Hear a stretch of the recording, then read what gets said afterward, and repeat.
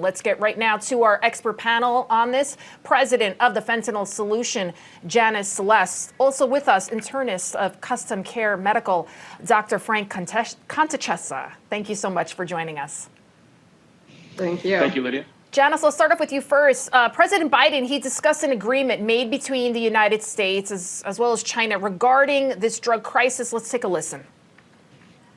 We are restarting cooperation between the United States and PRC on counter-narcotics. With this new understanding, we're taking action to significantly reduce the flow of precursor chemicals and pill presses from China to the Western Hemisphere.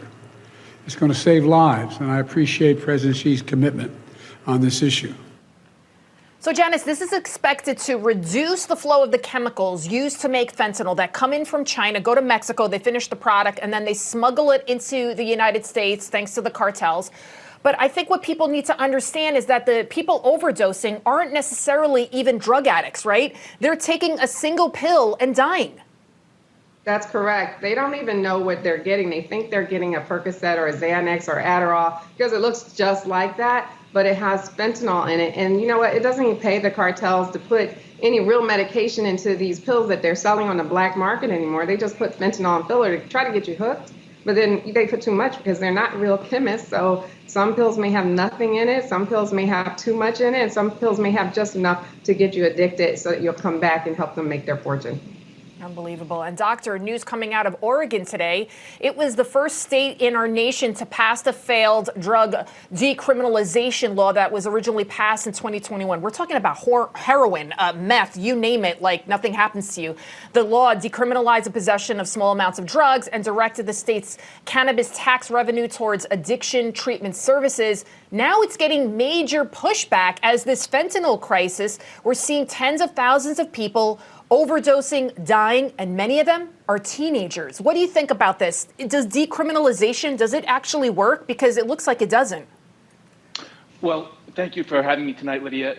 You know, the problem is fentanyl is not your father's and grandfather's drug from the 60s and the 70s, where they said, oh, if you're not careful, you could become addicted to this, you can become addicted to that. This is a much more evil drug. Don't forget, 50 times more powerful than heroin, 100 times stronger than morphine.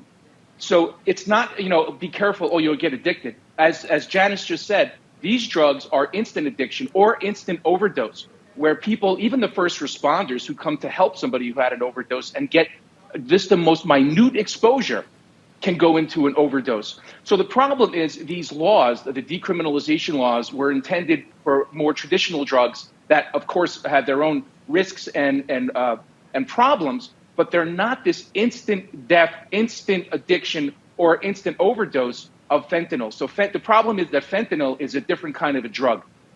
Right. And Janice, I'll ask you this question. What do you make of the vending machines, right? They have them here in New York City. They put them up in Chicago. People can get the free needles, and then they can go and get high in a safe area or something like that. I mean, people are overdosing in front of the vending machine and at these safe injection centers.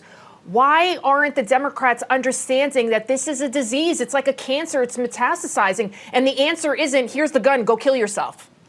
Well, it is a disease. And having vending machines with the actual antidote in it, like a Narcan, we're totally for that, because we need to get Narcans to help people, because it can happen to your neighbor and you might be a first responder. Mm-hmm. It can happen to your neighbor's kid. So to have like the Narcan vending machines, we are totally 100% for that. We want to get Narcan in everyone's first aid kit, because, we've had people who neighbors have overdosed by accident, and if that was the case, or say it's a 14-year-old child, and that's what you have in your house to save them, that's a good thing. Now, all of the other types of vending machines, I have not seen those yet, so, I can't comment too much on those, but I can definitely comment on Narcan vending machines. And Dr. Frank, that's the thing, too, 30 seconds to you. People can be exposed to that. There was a 5-year-old that died here in New York City because he was at his daycare and he was exposed to fentanyl. So it is important to have that Narcan, but also to hold these people accountable that expose children to it. Yes, very much so. And it's important for us to teach our children that this stuff is out on the street. It looks like candy. You can't even mess around. Now, once I have teenage daughters, going to high school and middle school age. And I tell them, there's no experimenting around because you're young and want to just try things. It's so dangerous now that you just can't get away with that anymore.